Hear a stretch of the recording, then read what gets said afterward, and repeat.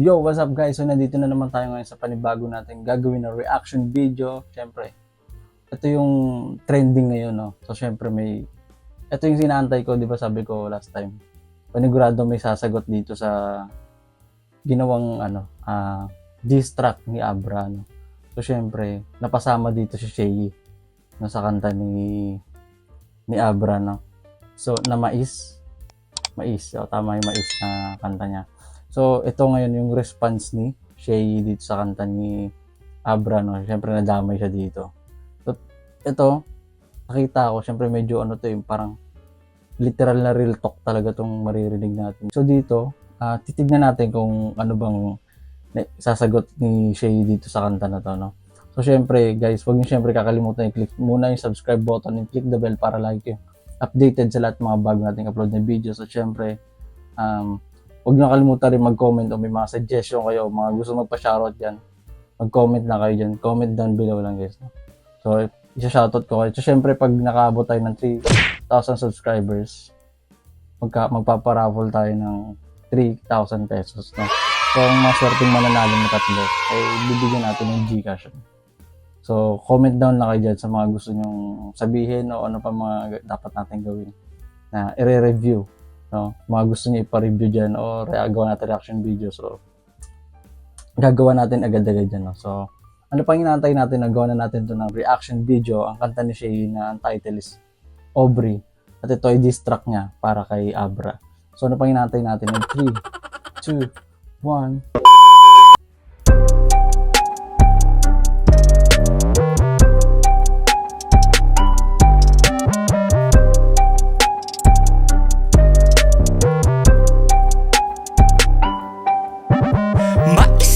Rapper na, kulang sa pansin, season vet pero tasteless, mga bagong patikim. Si broski, masyado na salty, gusto mo bang ako pa'y mag-asin? Sige sa semis yut, gusto mo ng issue, mag-ubusan tayo ng magazine. Bra, alam niya ba patay ng mama niya? Grabe, no? Mag-ubusan daw kayo ng magazine. Mukhang mag-ubusan kayo ng bara ngayon, no? Palupitan kayo ngayon. Mag-ubusan kayo ng mga bara nyo. Ayun yung sinasabi dito ni Shay. So, nakita ko rin yung background ng isa pa lang is parang nakikita natin to yung design, yung itsura na yung, hindi ko alam ang tawag dun sa mga patay, di ba? Sa mga patay yung yung itsura nung nasa intro ni Shay. Ewan ko anong tawag dun guys, comment nyo ako anong tawag dun. So, ewan ko kung anong laman nito, bakit ganun. Baka rest in peace siguro kay Abra kasi mabibigat na ba rin sasabihin niya siguro dito. So, di ko alam kung ano yung mga susundan sabihin Shay. So, i-play uli natin. FYI sa nanonood at miss niya yung mama niya, kaya gusto na sumunod. Okay sige, pero pag nilibing kita, hihiwalay kita ng puntod para maranasan naman na mamas boy na tom bumuko. Stop! Teka, masyadong personal kanya ladran. Wala kang kay-mog, reklamo, all is fair sa love at pera. Siguro kaya ito na mamaktol sa eksena na pasro pag tubumatal mamanilon sa parehong lumaban sa stage, pero yung isang cancer hindi nakuha sa pera. Speaking of pera, asan yung niyayabang? Grabe yun, umpisa pa lang ni real talk na pinagpaulan pa ng bara si Shay. Grabe, no? Ayaw mag-comment. Mahirap. So, condolence sa nanay ni Abra, no? Grabe, damayan talaga dito, no? Pa-distract, iba talaga. Grabe. So, play uli natin. Dami kang pera, bili ka bago mama mo. Angas mo, lagi mo yang niyayabang sa amin. Okay lang yan, pero madali magkaroon nanay mo. Di mo na kaya kitain, tingin mo. Grabe. Literal na real talk yung sinasabi ni Shay dito talaga, no? Grabe, parang nanonood ka lang na flip top. Ay, para kang nakikinig lang na flip top, no? Pero ano talaga yung literal na real talk na distract talaga, no? Parang ganito yung ginagawa ni Shay dun, di ba, sa flip top pag nanonood kayo. Ay mga damayan talaga. So, parang ganito yung ginagawa niya kay Abra ngayon. May beat nga lang, ano. So, play uli natin.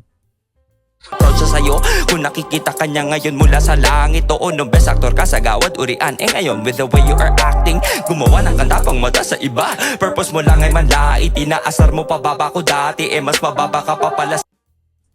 Bigat to na. Grabe yun, verse yun.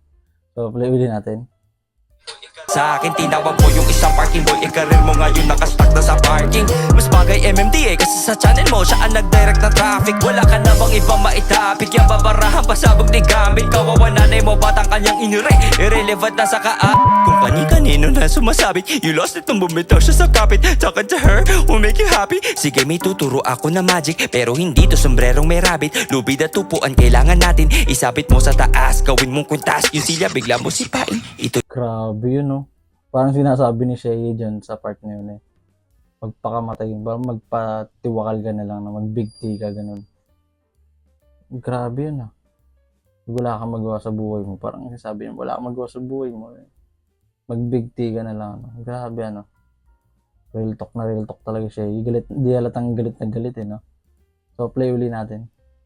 yung minsan na ang sinapit ng MC hindi kasalanan ni Ari. Gamo-gamoy gusto ng liwanag kaso sa apoy kalang lumapit kung tukol sa ina mo nila. Pag mungawit gumaan sana bitbit mo pa sakit. Although kahit buhos mo puso mo sa beat, di na siya magkaka-heartbeat. Grabe. Grabe si Shea dito. Siguro pag narinig ni Abra to, ano kayo magiging reaction niya, no? Dinama yung, syempre mahal na mahal niya, magulang eh. Nanay niya to eh, di ba? Doon pa lang sa base sa sinasabi ni Shea, sobrang mahal ni, parang may pagkamamas boy itong si Abra, kasi sobrang mas malapit siya sa nanay niya, baga mahal na mahal niya, no? Tapos, ganito lang siya binaboy ni Shea dito sa kanta, no? Grabe, real talkan talaga, no? So, play uli natin.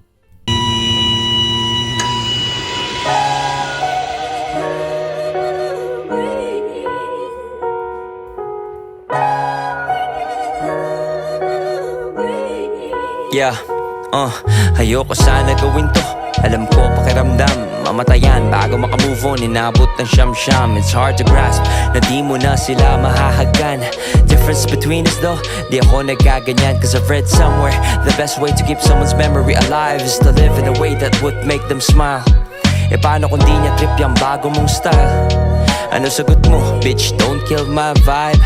You've become bitter, naging kupal para sa atensyon. Wala na kasing nagmamahal, kaya ganun.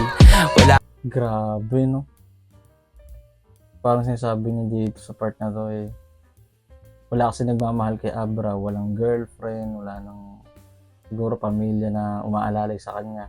Baga tropa na lang, kaya ganun, parang nang-hate na lang siya.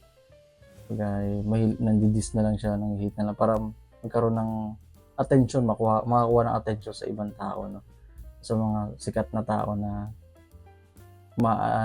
parang putok yung mga pangalan ng mga artist ngayon. Pag tinitira niya, kumbaga para syempre makakuha rin siya ng views, parang ganun pinopoint dito ni Shea dito sa part ng lyrics niya. So play uli natin. Kang asawa, walang anak, girlfriend, di pa ata nagkakaroon. Nanay mo lang, source mo ng genuine love, na wala pa yon. Sa isang post mo, sabi mo, di ka mag-aasawa. Gusto mo lang habang buhay, alagaan ng iyong mama. Sweet naman, madalas ba kayo magsama sa kama? Sa totoo lang, muntik na ako kumanta ng Sweet Home Alabama. Pero di ko ginawa kasi ako na ay nagbago. Kupal pa rin, pero di na masyado. Nung binabasa ko caption mo about her death, paiyak na ako, kaso sa dulo nag-promote ng kanta si Gago. Pero kahit dinikit mo sa sub-story ang konti ng views, tapos didis mo na hindi nag-hit yung all-in ko sus. Bitch, stop with the blues. If I'm in your shoes, I'll sing to give her life more meaning, not use death as excuse to be depressed. Kaya ganyan ang way mo nung pag-iingay. Gising, hindi ganyan si Aubrey, di kami sanay, wala ka ng inay. Grabe, ano? Parang pangaral na yung part na to. Yung flow ng beat niya dito ay parang tumutula na si dito si Shea. Kumbaga parang ito yung parang liham niya para kay Abra itong part na to. Yung ganitong background ng music na yung pumasok nito. Parang ito yung part na ito liham ko para sa iyo, Abra. Sana pakinggan mo, basahin mo yung sinasabi ko dito. So ito, ang sasakit ng sinasabi dito. Parang ginigising ni Shea si Abra, no, sa realidad, no. Parang ito yung pambawi ni Shea, no. Grabe, no. Real talk talaga, no. Grabe boy si Shea dito.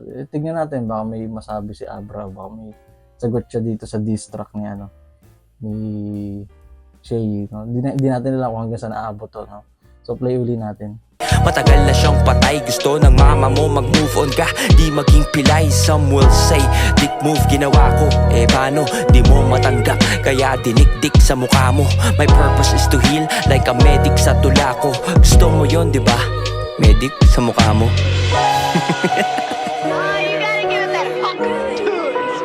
Nakakaloko yung tawa ni Shay, no? Bigla pa tinawanan, no? Grabe. No? So, play uli natin ulit.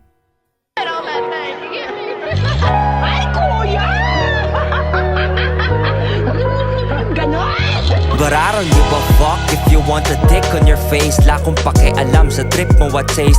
Di ako tulad mong feeling Cerberus, gatekeeper ng gate ng underworld, banning normies sa hip-hop estate. Kala ko maalam ka sa myths ng Greeks, but you ain't. Duty ni Cerberus ay stop the ones who flee or escape, not decide who can enter. Leave it to fate, and di lahat for the culture. Some just wants to be entertained. At paki mo kung fans nila'y underage. Ganun ka din naman, stop acting na hindi ka relate.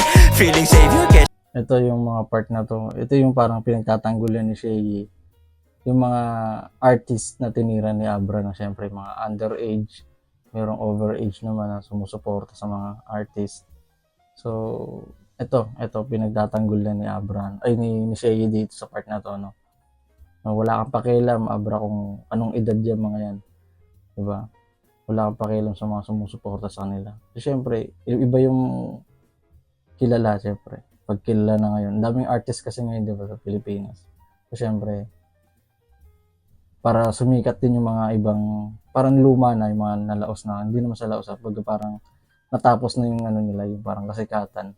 Syempre, kailangan nila kung gusto nila yung makilala, mandidis sila, kumbaga parang makahatak uli ng views o kaya maka-engage ng mga iba pang mga tao na makinig sa kanila, no? Para makahit uli ng kanta, no?